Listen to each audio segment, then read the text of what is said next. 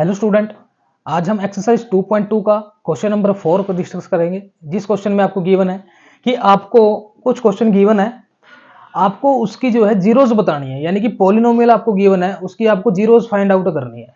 ठीक है ना बात। जीरोस होता क्या है, मैं हर क्वेश्चन में आपको बताता हूँ। जीरोस होता है कि अगर हम किसी पॉलिनोमियल में कोई ऐसी वैल्यू पुट कर दें, कोई ऐसा नंबर पुट कर दें कि पॉलिनोमियल का आंसर जीरो हो जाए, तो वो उसकी जीरोस होती है। ठीक है ना। अब यहाँ पे आपको जीरोस गिवन नहीं है, यहाँ पे आपको जीरोस फाइंड आउट करनी है। ठीक है ना। तो ये आपको 7 क्वेश्चन गिवन है इस क्वेश्चन में, तो आपको बताएंगे जरा से कैसे निकालते हैं। तो फर्स्ट क्वेश्चन है, फर्स्ट क्वेश्चन क्या कहता है, फर्स्ट क्वेश्चन गिवन है कि P of X is equal to X plus 5। क्या बता सकते हो आप इसकी जीरो? बिल्कुल बता सकते हैं। कैसे? मेरे को एक बात पता है कि जब हम जीरोस, या अगर मान लो किसी पॉलिनोमियल की हमें जीरोस पता है, अगर उसको हम पुट करते हैं तो हमारी पॉलिनोमियल का आंसर जीरो हो जाता है। तो इसलिए मान लो कि हमें पॉलिनोमियल पता थी, पॉलिनोमियल तो पता ही है, हमें जीरोस भी मान लो पता है। अगर जीरोस पता है तो इसका मतलब पी ऑफ एक्स क्या हो जाएगा, इक्वल टू जीरो हो जाएगा। अगर ये इक्वल टू जीरो हो जाएगा तो इस बात का मतलब ये है कि put P of X is equal to zero. P of X को क्या कर दो, जीरो के इक्वल पुट कर दो। तो इस बात का मीनिंग ये हो गया कि X plus 5 is equal to zero हो जाएगा। तो एक्स की वैल्यू कितनी आ जाएगी, माइनस के 5 आ जाएगी। इसका मतलब कि जो x की वैल्यू हम यहाँ पे -5 पुट करेंगे तो पॉलिनोमियल का आंसर जीरो हो जाएगा।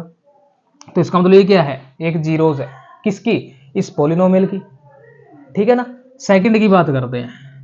सेकंड क्वेश्चन है P of X is equal to -5, X -5। तो यहां पे भी पुट क्या करेंगे, put P of X is equal to zero. अगर ये जीरो कर दिया तो x -5 क्या हो जाएगा, इक्वल टू जीरो हो जाएगा। तो x की वैल्यू कितनी आ जाएगी, 5 आ जाएगी। तो ये भी क्या होगी, गिवन पॉलिनोमियल की जीरोस हो गया। अगर मैं थर्ड क्वेश्चन की बात करता हूं तो थर्ड क्वेश्चन क्या है प्यारे बच्चों, तो थर्ड है P of X is equal to 2x plus 5। अब यहां पे एज यूजल फिर वही करेंगे कि put P of X is equal to, तो 2x plus 5 is equal to zero. तो 2x is equal to minus के 5 इधर चला जाएगा। तो x की वैल्यू माइनस के 5/2।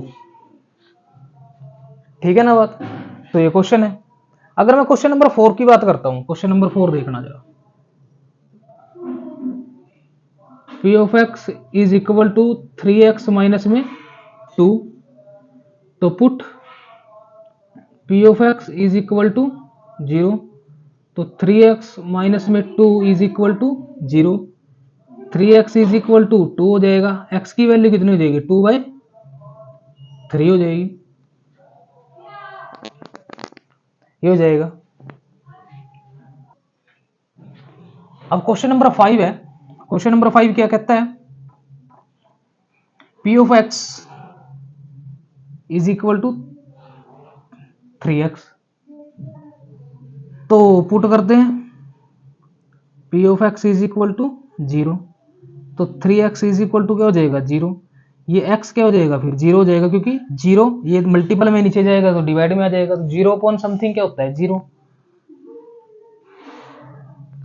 ठीक है ना बात। अगर मैं सिक्स्थ क्वेश्चन की बात करता हूं तो सिक्स्थ क्वेश्चन क्या है, P of X is equal to A x.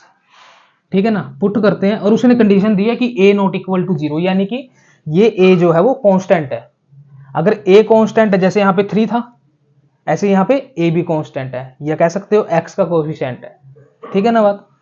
तो ये नॉट इक्वल टू जीरो होना चाहिए, इसकी उसने हिदायत दे दी पहले ही।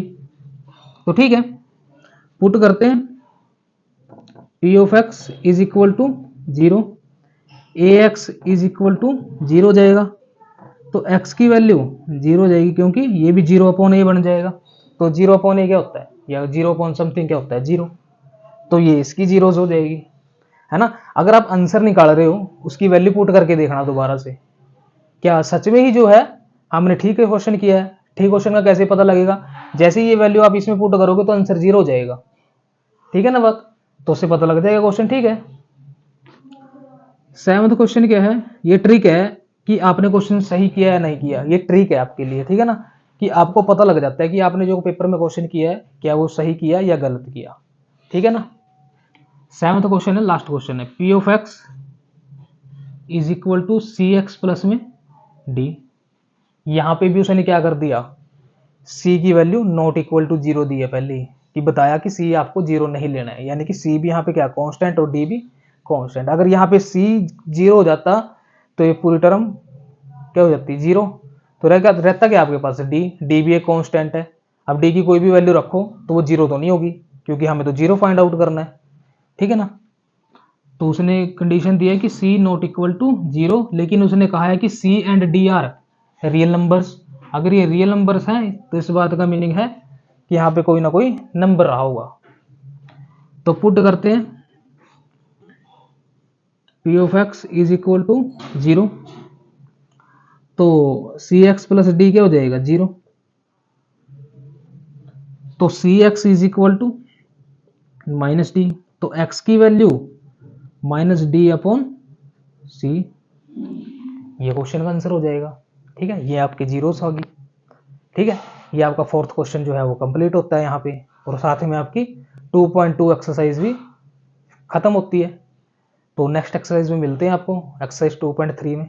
तब तक के लिए इस एक्सरसाइज को समझिए बड़े अच्छे से, क्योंकि इसका यूज शायद आगे वाली में भी हो, है ना। तो पीछे वाली पढ़ने हमें बहुत ज़रूरी है।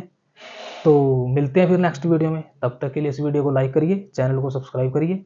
Thank you so much for watching a video.